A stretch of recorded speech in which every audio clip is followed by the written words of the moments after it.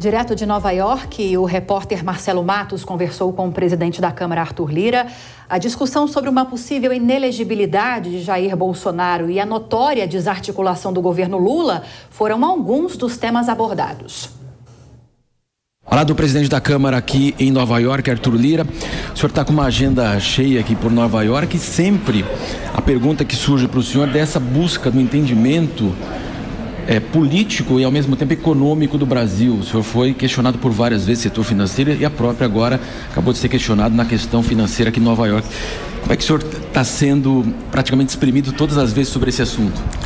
É normal, é inerente às decisões que o cargo exige. A gente só tem que ter a tranquilidade para demonstrar para o mundo que o Brasil tem um ambiente estável, tem um ambiente democrático maduro, e o entendimento entre o poder executivo, legislativo e judiciário, eles são necessários, harmônicos e imprescindíveis. A busca da estabilidade da base, ela vai acontecer naturalmente à medida que o governo como um todo faça um esforço para que isso aconteça. O senhor acabou de ser questionado aqui, inclusive por um americano, sabendo o seguinte, olha, na iminência do presidente Bolsonaro ser considerado inelegível, o senhor considera que não é uma alternativa das melhores, porque vai fortalecer justamente o grupo dele, se não for ele, vai ser outra pessoa? Não, primeiro que você não pode falar sobre hipóteses, né? Eu fui questionado no caso de se ele ficasse. O que eu disse é que além de um motivo para a inelegibilidade de um ex-presidente ser um motivo que tenha subsídio, que seja forte, nesse momento, tão longe das eleições, vai sim aparecer uma nova força de direita que possa cometer politicamente menos erros durante a campanha ou que foram cometidos, não é, durante a eleição, e que o presidente Bolsonaro, na hipótese de ser decretada a inelegibilidade, ele pode ser, na minha opinião, um melhor apoiador do que candidato. O senhor acredita que 5 meses já, portanto, já se passaram, o governo de fato mostra toda uma desarticulação mesmo em relação ao Congresso? Não, a gente ficar analisando o trabalho dos outros é muito ruim. A minha obrigação é alertar o governo que a base não está preparada para temas polêmicos. Todas as vezes que esse aviso não for dado, parece deslealdade. E nós estamos no intuito de que o Brasil dê certo, pautar as matérias que nos unam, que façam a convergência, principalmente agora na pauta econômica. Então, a nossa preocupação é que outros assuntos não interfiram nas votações de matérias importantes para o país. Muito está se falando aqui de ideologia e técnica, que o governo deve abandonar essa questão ideológica, focar na economia. Inclusive, nós tínhamos um acordo de questões de cunho de costumes não seriam tratadas nesses primeiros 6 meses, de parte a parte, nem de um lado nem de outro, para que justamente a gente buscasse essa pacificação interna e externa do país, para que esses assuntos ficassem para um segundo momento. Todas as vezes que as discussões ideológicas elas se fortalecem, perde a razoabilidade aos outros assuntos, e num país ainda muito polarizado e dividido por causa das eleições, as matérias tendem a ter mais dificuldade de tramitação. Para fechar com o senhor acredita que, ao mesmo tempo que o senhor falou ontem, que o arcabouço jurídico o senhor prevê que possa ser discutido rapidamente e até a reforma tributária desse ano? O arcabouço fiscal, ele deve estar sendo liberado, o relatório de hoje e amanhã, pelo relator da Câmara, deputado Cláudio Cajado. No nosso retorno, nós vamos reunir as lideranças, saber se esse assunto já está amadurecido, se há ainda alterações, como é que os deputados estão pensando, e tentarmos construir ali um maior número possível de votos, lógico, com as alterações inerentes ao Congresso Nacional, porque a função dele legislar, é aprovar as matérias e contribuir para que elas saiam melhores do que entraram. O senhor falou que o mundo mudou 20 anos, desde 2013, o primeiro mandato do presidente Lula para agora, muita coisa aconteceu, e a maneira também da articulação política mudou completamente, né? Dividiu o ministério e tudo bem. Eu sempre fui contra essa questão do legislativo ocupar ministérios. Nós nunca trabalhamos nesse viés, não é? A política precisa de ministérios para quê? Para levar obras, levar benefícios para seus estados e municípios.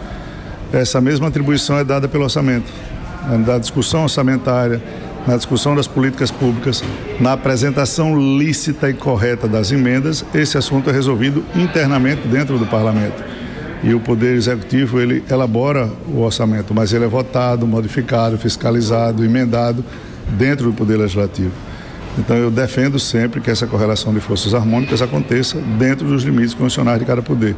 Quando você pega membros de um parlamento e coloca dentro de um governo, além de você mudar a ideia original da atuação parlamentar, você não atende à base.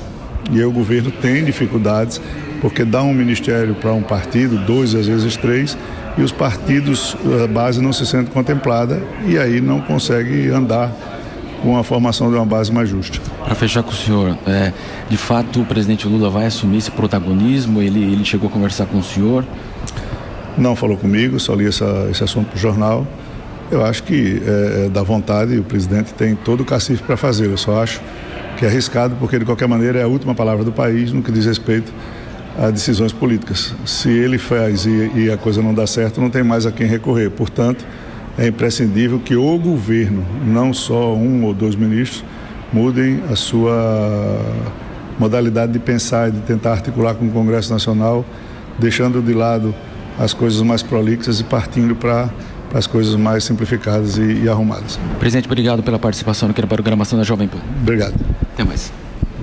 Conversamos então com o presidente Arthur Lira aqui em Nova York. Entrevista exclusiva para a Jovem Pan.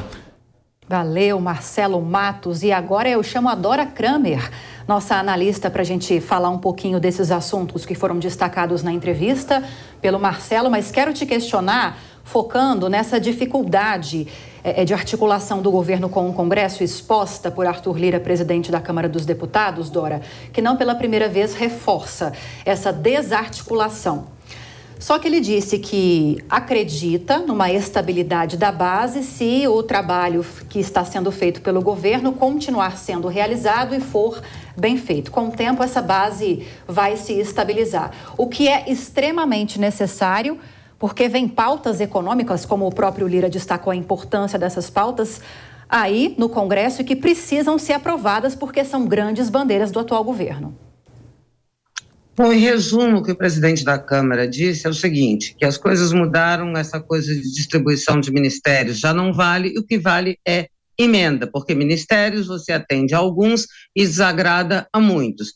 A distribuição de emendas, o controle, melhor dizendo, do orçamento, agrada a todos. É isso, em resumo, que disse em relação ao governo o presidente da Câmara, Arthur Lira, e disse, ele deu a pista, na opinião dele, como é que isso pode ser resolvido. E, claro, também o governo evitando de afrontar o parlamento com essa coisa de mandar decreto desfazendo propostas, desfazendo votações, leis, decisões que o próprio Congresso tomou, como essa coisa do marco de saneamento. Temos aí a tentativa de mudar a privatização, o processo de privatização da Eletrobras, e uma série de coisas que o governo disse que podia fazer, e seus aliados, como derrubar a reforma trabalhista, da Previdência, mas teve de desistir. Então, esse é o aviso do Arthur Lira.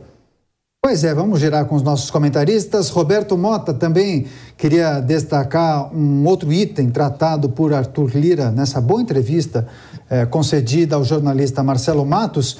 Ele se referiu à possibilidade de inelegibilidade de Jair Bolsonaro. Disse que, apesar dos indícios, Jair Bolsonaro ainda não está inelegível. Mas, se ficar, a direita poderia ter um nome tão forte quanto e que talvez não venha a cometer erros que Jair Bolsonaro tenha cometido nesse percurso. Que tipo de sinalização você consegue identificar nessa fala de Arthur Lira? Seria já um indício de que esses governadores que estão sendo ventilados como possíveis nomes para a disputa da próxima eleição à presidência da República, Tarcísio Gomes de Freitas, Romeu Zema e Ratinho Júnior, esses são os postulantes a uma eventual substituição do grande nome de Jair Bolsonaro?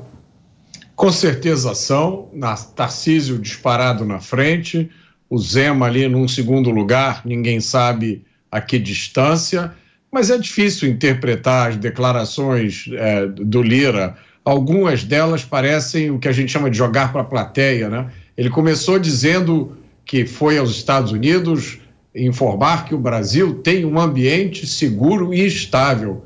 Olha, não tem não. Se tem uma coisa que o Brasil não tem hoje, é instabilidade, né? A insegurança jurídica está aí todo dia, quando a gente vê coisas que a gente achava que estavam garantidas pela lei, por contratos assinados, sendo desfeitas, o que afeta, primeiro, o investidor estrangeiro, que pensa duas vezes se vem para cá.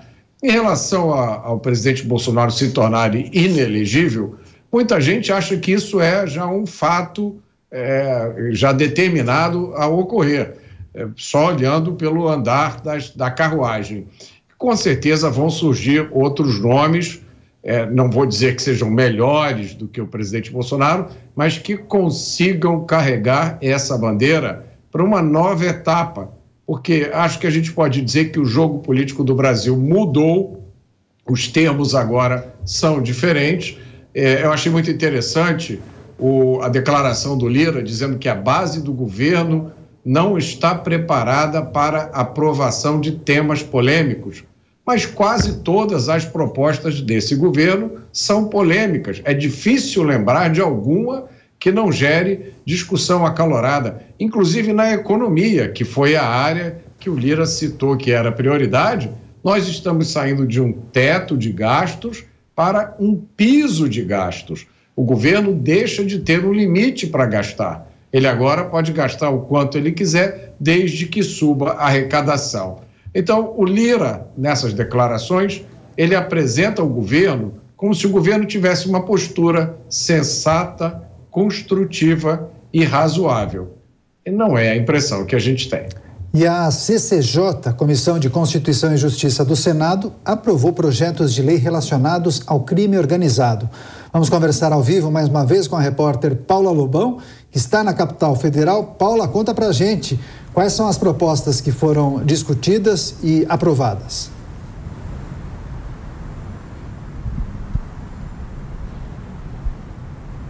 Bom, possivelmente um problema de comunicação. A Paula Lobão está na capital federal. Daqui a pouco a gente reconecta e ela vai trazer as atualizações acerca dessa reunião da da CCJ, Comissão de Constituição e Justiça do Senado Federal. Bem, tem uma outra informação, porque a vice-procuradora-geral da República, Lindora Araújo, ela pediu nesta quarta-feira a condenação do ex-presidente Fernando Collor de Mello a 22 anos e 8 meses de prisão. Essa manifestação foi apresentada no início do julgamento em que o STF analisa uma ação penal da Operação Lava Jato, em que Collor é réu pela suspeita de corrupção passiva e lavagem de dinheiro. Após a manifestação da PGR, a sessão foi suspensa. O julgamento será retomado nesta quinta-feira com as sustentações orais dos advogados de defesa.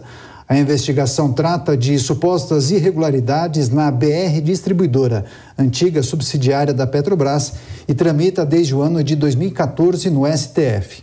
Agora vamos girar com os nossos comentaristas.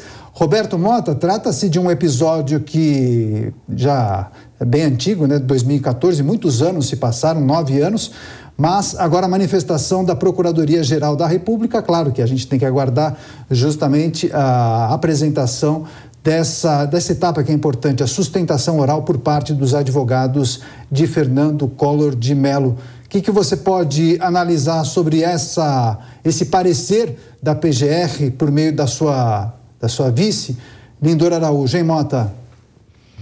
Daniel, sem ter acesso ao processo, sem olhar as argumentações em detalhe, é difícil a gente analisar a argumentação da PGR. Mas há duas coisas que a gente pode dizer com certeza. Primeiro, que o ex-presidente Fernando Collor vai contar com a melhor defesa possível, a melhor defesa que o dinheiro pode comprar. Não é o caso daquelas 1.400 pessoas que foram presas em Brasília, muitas das quais estão presas até hoje e que tiveram de extrema dificuldade de conseguir advogados. A outra é que nós estamos em 2023 e dá uma sensação de desânimo, de angústia, uma vontade quase de arrumar as malas, quando a gente vê que a justiça está agora julgando um caso que aconteceu em 2014.